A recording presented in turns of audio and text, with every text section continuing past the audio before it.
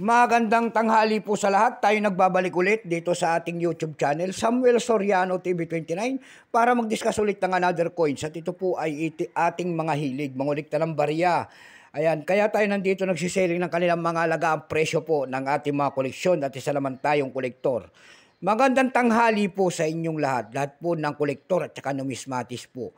Maraming salamat pala sa ating mga subscriber dyan. Thank you so much sa aking lahat ng aking mga subscriber.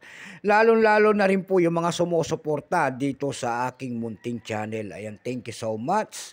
At maraming salamat din po sa nanonood doon sa ating FB page, Samuel Soriano. Lahat po na nakapalo doon sa aking FB page, ay thank you so much sa inyong lahat.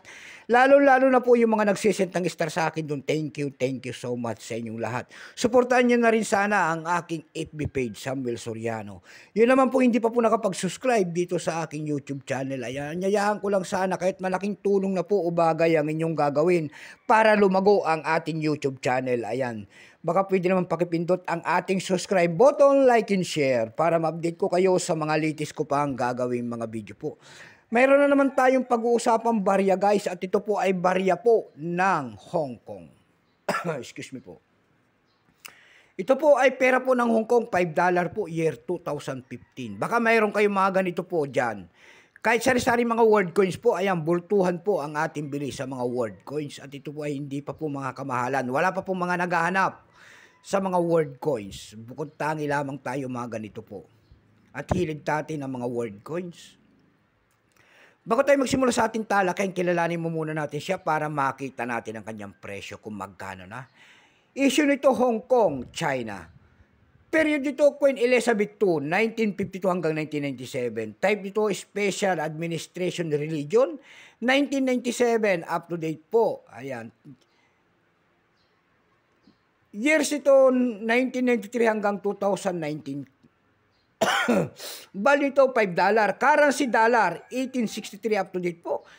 Composition niyan ay copper nickel. May bigat lamang 13.4 grams. May habang 27 mm. May kapal po naman 3 mm. Hugis po ay bilog. Orientation, middle alignment. Number N-1576.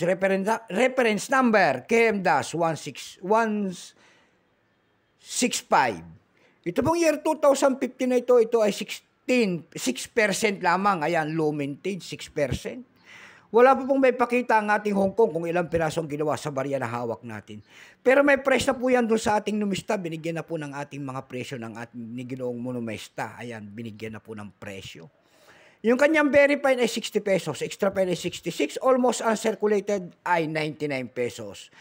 Dago tayo sa kanyang presyo. Sa ebay.com po, mayroon tayong nakita na nagbebenta doon ng $2.99. Nasundan po ito ng $2. Mayroon na rin tayong nakita doon na $2.49. Excuse me po.